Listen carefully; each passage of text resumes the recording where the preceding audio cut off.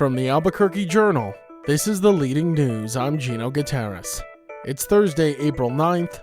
Here's what we're covering on today's episode. More than 100 residents packed Edgewood Town Hall this week as officials discussed ending the town's 20-year contract with the Santa Fe County Fire Department, a move that will cut off fire and EMS services starting on June 30th. The split stems from a long-running dispute over how much Edgewood owes the county. Town officials say there were some disagreements over payment amounts, with some claiming the town overpaid, while others, including former officials, arguing that the town fell behind its obligations. The issue was settled legally, with no payment or fault assigned, but the contract is still being terminated. Residents expressed anger and concern about losing reliable emergency services. Some say they feel blindsided and unsafe, while one resident is even exploring dissolving the town's incorporated status to restore service. Tensions ran high at the meeting, with shouting and frustration directed at the commissioners. Town leaders say they are exploring alternatives, including hiring a private fire service, contracting air ambulance coverage, or seeking help from nearby counties. However, neighboring Torrance County says it is not equipped to take over services by the June deadline. For now, officials say all options, including possibly renegotiating with Santa Fe County, remain on the table. A public meeting on April 14th will give residents a chance to weigh in, but many worry that no replacement will match the current level of service.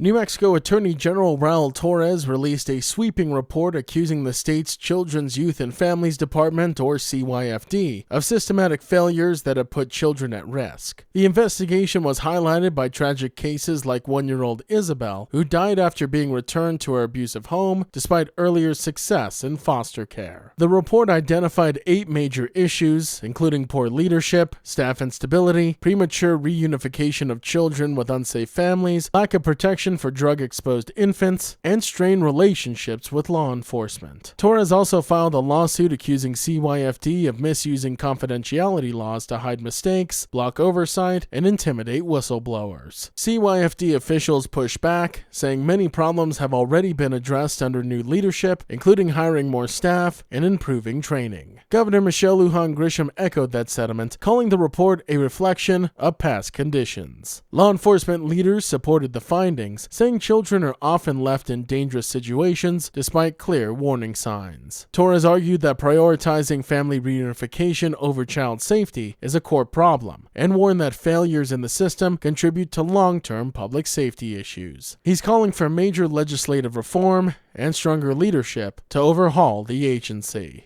A jury has convicted 16-year-old Josiah Otravinos of 3 counts of first-degree deprived mind murder for his role in the March 2025 mass shooting at Young Park. The shooting, which erupted during a crowded car meet, left 3 teens dead: Dominic Estrada, Andrew A.J. Madrid, and Jason Gomez. 14 others were also injured. Prosecutors argued Otravinos and others went to the park targeting Estrada and opened fire, presenting video evidence that allegedly showed Otravinos delivering the fatal shot. Otravinos testified that he acted in self-defense amid the chaos and was not responsible for the deaths. His defense portrayed him as a young follower caught in a dangerous situation. Unlike earlier trials of co-defendants, jurors deliberated for about 8 hours before reaching a verdict, focusing on whether the killings were intentional or showed reckless disregard for life. Otravinos was acquitted of conspiracy but still faces life in prison. He does plan to appeal, and 2 other co-defendants have already been convicted, with a 4th suspect set to stand trial in July.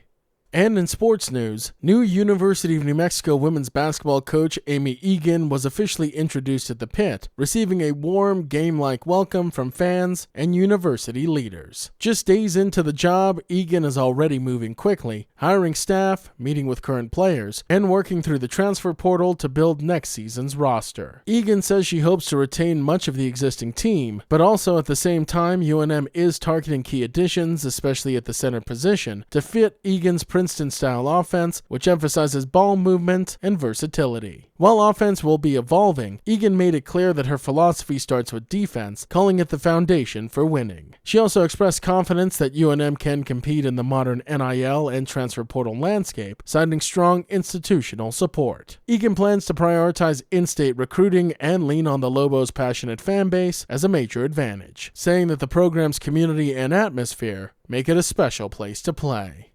The Leading News is powered by the journalism of the Albuquerque Journal. If you enjoy hearing all of the stories we share with you here daily, please consider becoming a digital subscriber to the Journal by utilizing the discount code in our show notes. Every subscription helps support local journalism and allows us to provide you with the news that matters to you. Now taking a look at Albuquerque's weather forecast. Today you can expect sunny skies with a high near 83, and as for this evening, isolated showers before midnight, partly cloudy with a low around 52. To keep up with all the latest news from the Albuquerque Journal, you can visit our website at abqjournal.com. That's the Leading News. I'm Gino Gutierrez. We'll be back tomorrow.